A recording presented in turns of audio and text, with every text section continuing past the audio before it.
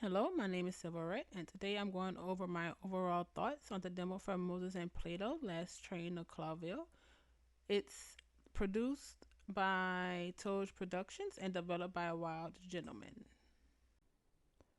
The story starts with Moses, a fox, who wakes up in a room with the dead ambassador. He has a case of amnesia, which makes him the prime suspect because one, he isn't supposed to be in that room, and two, he has no idea if he's actually the culprit or not. And the story is set on the Clawville Express, which is a train already set in motion. So it's up to Moses and his partner Plato to talk to the other animals on the train to piece together what happened through dialogue, clues, and the investigation. And they have to figure out exactly what happened before the train meets its destination. The demo is the entire first chapter of the game and sets the scene extremely well. There's a lot of characters to meet, so there is a vast amount of dialogue present. But the dialogue and the codex helps with building a detailed world. We quickly learn of the state of the fragile relationship between Clawville and Stavonia. The codex and dialogue expresses the importance of figuring out what happened to the ambassadors and why it's very important that we figure out exactly what happened.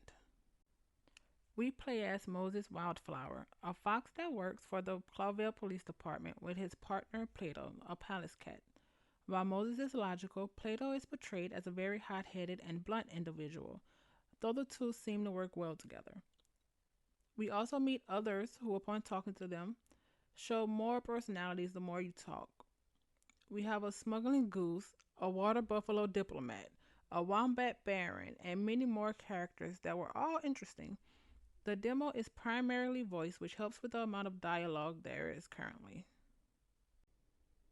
Mechanics wise, there is a key system that's there for world building and keep all your information in a distinct place, which is the mind garden.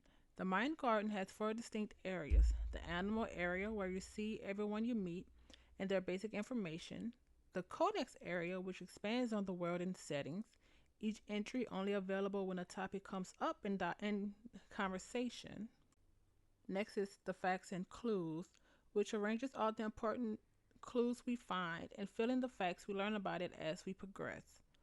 And last, there is the connections area that allows you to create a conspiracy board to visualize connections between characters as more information is found.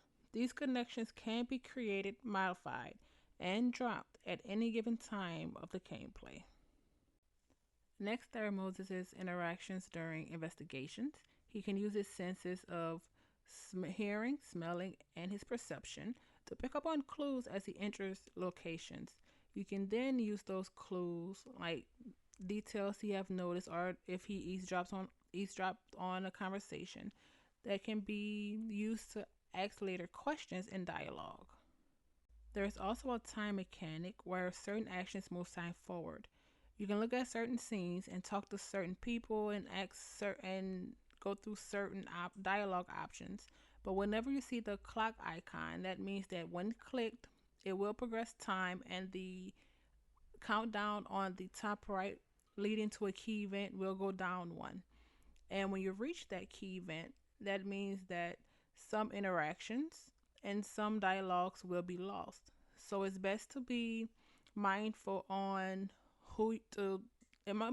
It's best to be mindful to what information and what people you're most interested in, because there is no guarantee that all interactions will still be there after the key event happens. Now onto my likes, dislikes, and my neutral.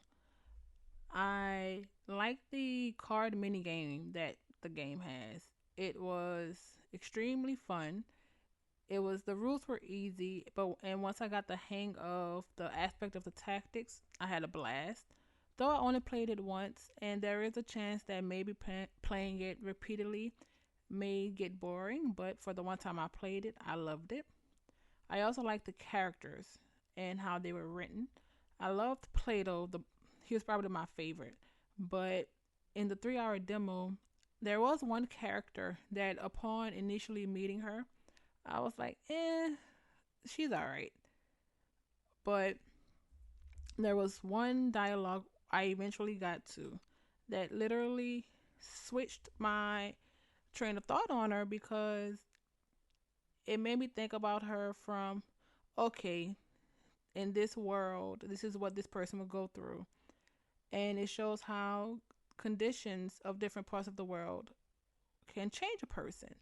And I really just like when writers do something like that because it sounds easy, but there's a lot of games where that is not there.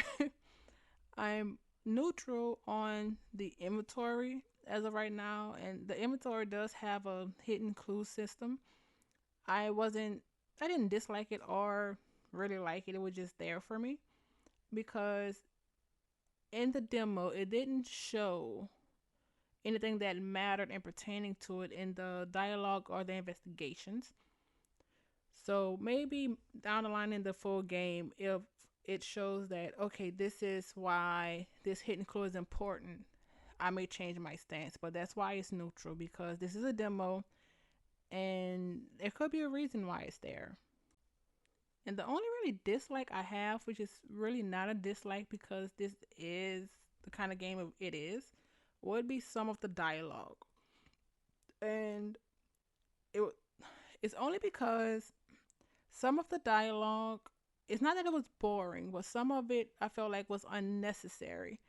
And in a game that's very investigation heavy and dialogue heavy, sometimes unnecessary dialogue, even if it's witty, it slows the pacing of the actual story. So if I'm learning personality, that's fine. If I'm learning about the setting, that's fine. But there was certain areas where I was like, oh, okay, why is this here? It could have just, I didn't need this option, if that makes sense. But other than that, there was really nothing else, and it could be somewhere down the line. The same dialogue, I think, is what's unnecessary. Could have a major clue in it, and it could have just bypassed my mind. But that was really it.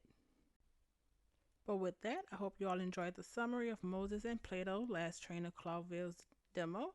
If you would like to try it yourself, it is still up and it currently has no release date. But thank you, everyone. I hope to see you on the next one and have a good one.